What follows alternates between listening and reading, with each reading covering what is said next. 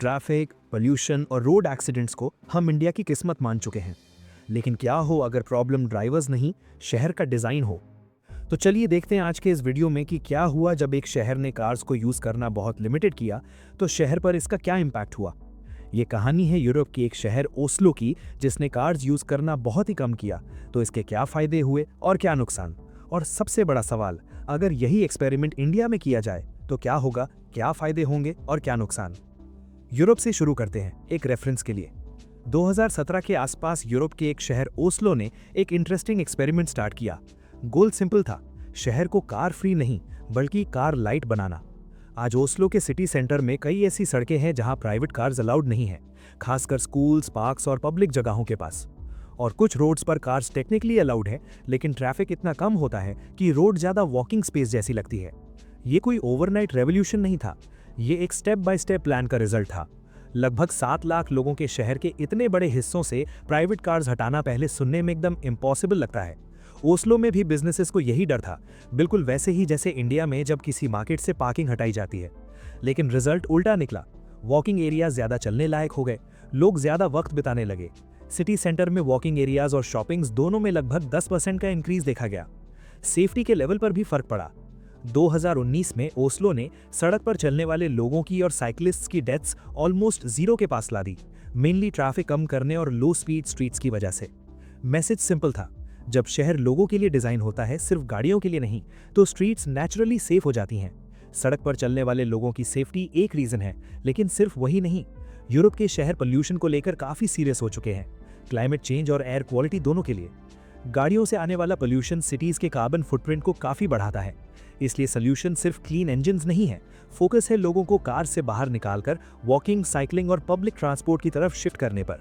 यहाँ एक common argument आता है, सब इलेक्ट्रिक व्हीकल्स ले लो, problem solved. Electronic vehicles important हैं, लेकिन एक चीज वो भी सॉल्व नहीं करती, स्पेस।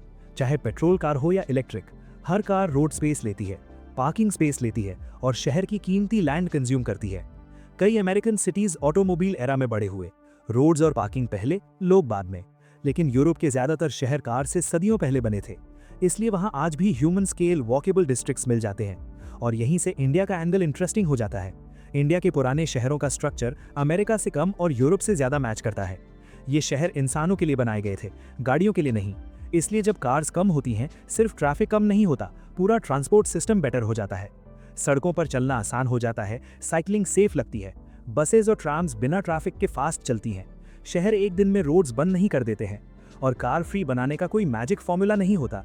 ओस्लो का अप्रोच यहीं पर स्मार्ट था। डायरेक्ट बैन लगाने के बजाय उन्होंने पार्किंग ही हटा दी। सिटी सेंटर से 700 plus on street parkings remove कर दी गई। जो थोड़ी पार्किंग बची वो डिलीवरीज और इलेक्ट्रॉनिक व्हीकल्स के लिए थी। शहर के बॉर्डर वाले एरियाज में पार्किंग गैराजेस थे, लेकिन ऑफिसेज और वर्क प्लेसेस के पास के बिल्कुल पास नहीं। रिजल्ट, जब पार्किंग मिलती ही नहीं, लोग नेचुरली मेट्रो, बस, साइकिलिंग या वॉकिंग की तरफ शिफ्ट हो जाते हैं। और इसी वजह से रोड्स खाली करना फोर्स नहीं, एक चॉइस बन जाती है। इसी लॉजिक का एक फेमस एग्जाम्पल है बार्सिलोना का सुपर ब्लॉक प्रोग्राम। बार्सिलोना के आईशैम्पले एरिया में प्लानर्स ने 9 सिटी ब्लॉक्स को ग्रुप करके सुपर ब्लॉक्स बनाए। सुपर ब्लॉक्स के अंदर सिर्फ लोकल लोगों का एक्सेस, स्पीड लिमिट सिर्फ 10 किलोमीटर प्रति घंटा, बसेस, फ्रेट और थ्रू ट्रैफिक को बाहर के आर्टेरियल रूट्स पर शिफ्ट कर दिया गया। रिजल्ट बिल्कुल कार फ्री नहीं था, लेकिन क्लियरली कार लाइट था। इतना इफेक्टिव कि बार्सिलोना अब इस आइडिया को और एक्सपैंड कर रहा है।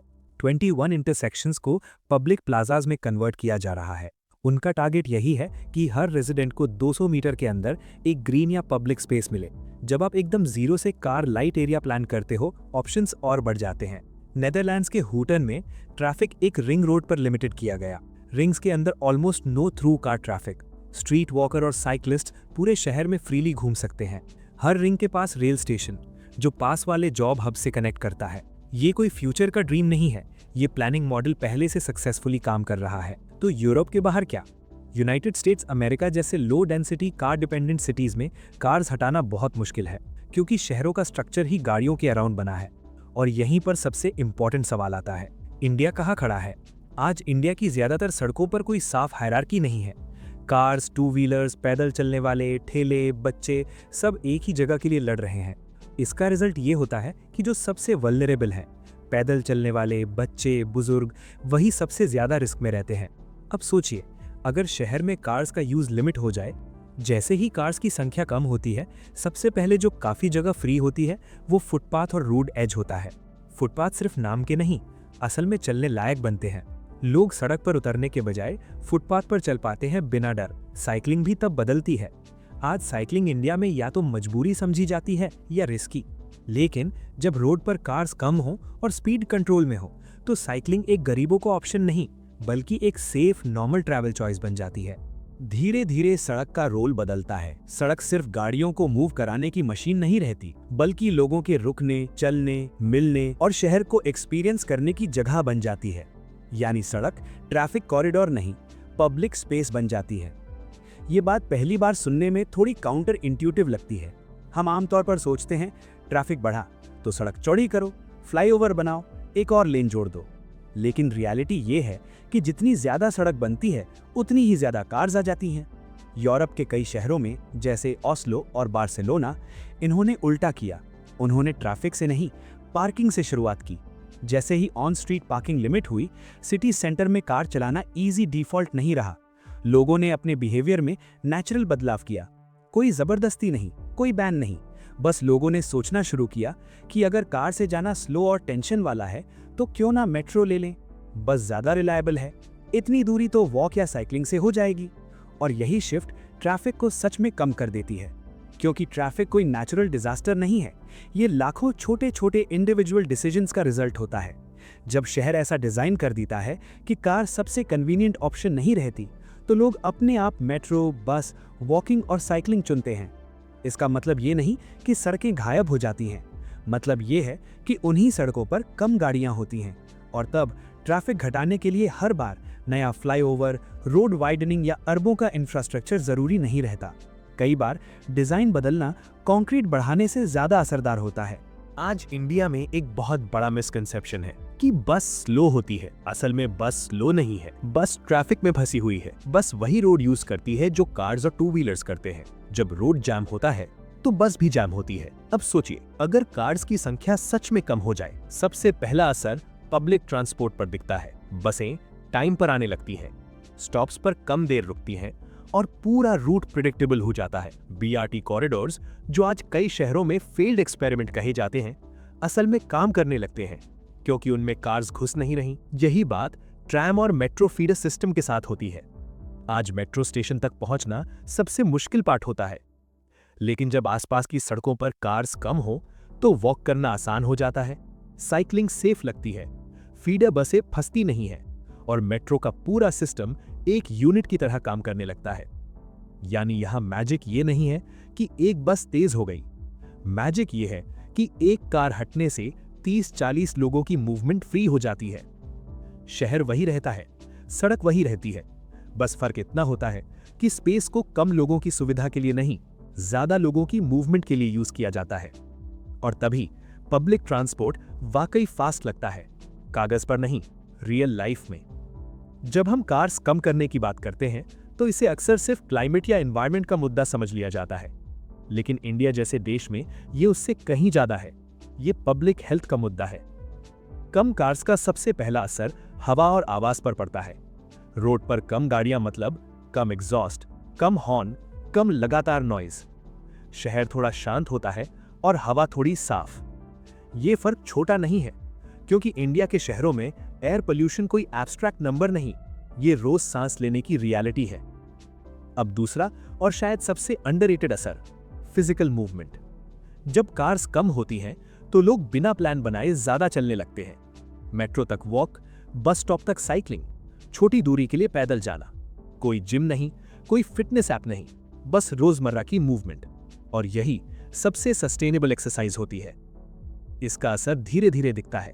दिल की बीमारियां, सांस से जुड़ी प्रॉब्लम्स, लाइफस्टाइल डिजीजेस, सब पर पॉजिटिव इंपैक्ट पड़ता है। और फिर आता है सबसे सीधा लेकिन सबसे दर्दनाक मुद्दा, रोड एक्सीडेंट्स। ज्यादातर एक्सीडेंट्स स्पीड और कंजेशन की वजह से होते हैं। जब कार्स कम हो और स्पीड कंट्रोल में हो तो एक्सीडेंट सिर्फ कम नहीं होते, कम सीरियस भी होते हैं। यानी कम कार्स सिर्फ शहर को हरा नहीं बनाती, शहर को ज्यादा जिंदा रहने लायक बनाती हैं। इसलिए यह बहस सिर्फ कार बनाम एनवायरनमेंट की नहीं है। ये सवाल है कि हम किस तरह की जिंदगी अपने शहरों में जीना चाहते हैं। जब भी शहरों में कार्स के स्पेस को लिमिट करने की बात होती है तो सबसे पहले रेजिस्टेंस आता है। दुकानदार डरते हैं कि अगर कार्स नहीं आएंगी तो कस्टमर्स भी नहीं आएंगे। कार ओनर्स को लगता है कि उनकी आज़ादी छीनी जा रही है, कि शहर अब उनके खिलाफ डिजाइन किया जा रहा है। और फिर वो लाइन आती है जो इंडिया में हर नए अर्बन आइडिया के साथ सुनाई देती है, ये इंडिया में नहीं चलेगा। ये रिएक्शन अनयूजुअल नहीं है, यही हर बड़े अर्बन चेंज में होता है। यूरोप के शहरों में जैसे ओस्लो और बार्सिलोना में भी शुरुआत में यही डर था, लेकिन फर्क ये था कि चेंज एक दिन में नहीं किया गया। पहले छोटे पायलट प्रोजेक्ट्स, टेम्पररी चेंजेस और क्लियर डेटा। और जैसे जैसे लोगों ने देखा कि पैदल लोग बढ़ रहे हैं, दुकानों में फुटफॉल बढ़ रहा है और एरिया ज्यादा लिवेबल लग रहा है, रेजिस्टेंस धीरे धीरे सवालों में बदल गया। इसलिए इंडिया में भी सबसे बड़ा रिस्क ये नहीं है कि लोग रेजिस्ट करेंगे, असल रिस्क ये है कि अगर चेंज बिना एक्सप्लेनेशन, बिना ट्रायल और बिना ऑप्शंस के किया गया तो लोग उसे सजा समझेंगे, सल्यूशन नहीं। कार्स को लिमिट करना तभी काम करता है जब लोगों के पास रियल ऑप्शंस हों, वरना ये पॉलिसी नहीं पनिशमेंट लगने लगता है। अगर बसें भरोसेमंद नहीं हैं, मेट्रो स्टेशन बहुत दूर हैं, फुटपाथ टूटे हुए हैं या गायब हैं, तो लोगों को कार छोड़ने को कहना अनफेयर है। क्योंकि तब सवाल ये नहीं होता कि लोग कार क्यों चला रहे हैं, सवाल ये होता है कि उनके पास और क्या ऑप्शन है। यूरोप के शहरों में जैसे ओस्लो, कार्स को डिस्करेज करने से पहले पब्लिक ट्रांसपोर्ट को स्ट्रॉन्ग किया गया। बसें फ्री फ्लो में चल सकें, मेट्रो तक पहुंचना आसान हो और पैदल चलना सेफ हो, ये सब पहले बनाया गया। इंडिया में भी अगर वही अप्रोच नहीं ली गई तो रिजल्ट उल्टा होगा।